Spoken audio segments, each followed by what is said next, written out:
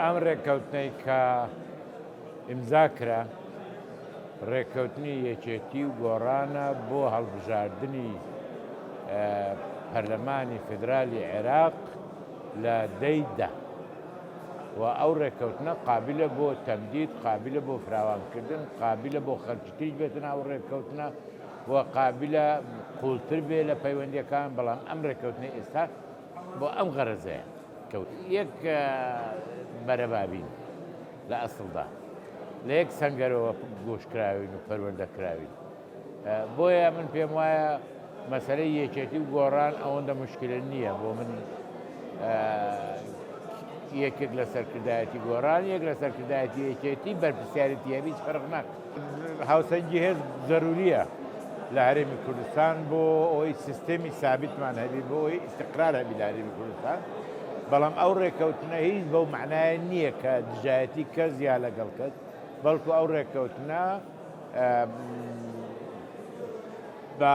بە باشی بڵێن چاککردنی بارودۆخێک کە لە ڕابردوودا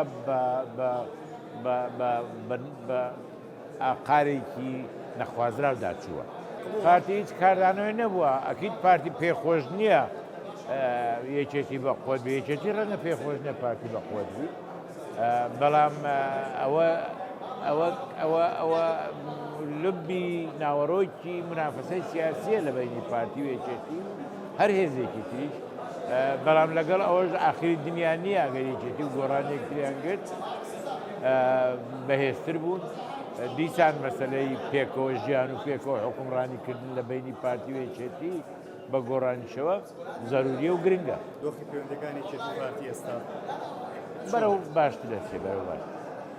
زۆر جێ دڵخۆشی نییە بۆ ئێوە، زۆر باش نییە یان بەرەو باش؟ نا زۆر باش نییە، بەرەو باشتر دەچێت. ژمارەی کورسی من نازانم، ئەوە مەسەلەیەکە بۆ بچۆ بۆ لای ئەو کەسانێک کە حەز دەکەن ژمارە بدەن، بەڵام لە مەسەلەی ئێمە ئەکید بەو ڕێککەوتنەی هەیە هینێکی هێمنمان دەبێ، هەڵمەتێکی هەڵبژاردننی زۆر هێمنمان دەبێ و هەوڵی ئەوە دەدەین کە ئەم شکات و شکاتکاری و سنووق لێکستاندن و شاتەوە کەمتر بێتەوە. هیوادارین لەگەڵ پارتی بگەین نەتیجەیە کە هەڵمەتێکی هەڵبژاردننی هێمن بیوە، ڕوویەکی گەشی هەرێمی کوردستان لە ڕووی پێگەشتووی سیاسی بە دنیا ڕابگەین. هیچ هێزێکی سیاسی تر مبادەری کردو بێتەنەوە ڕێکەوتنەوە یان دەرگا کراوەیە بۆ هەموو هێزێکی سیاسی؟ تەسەور دەکەم.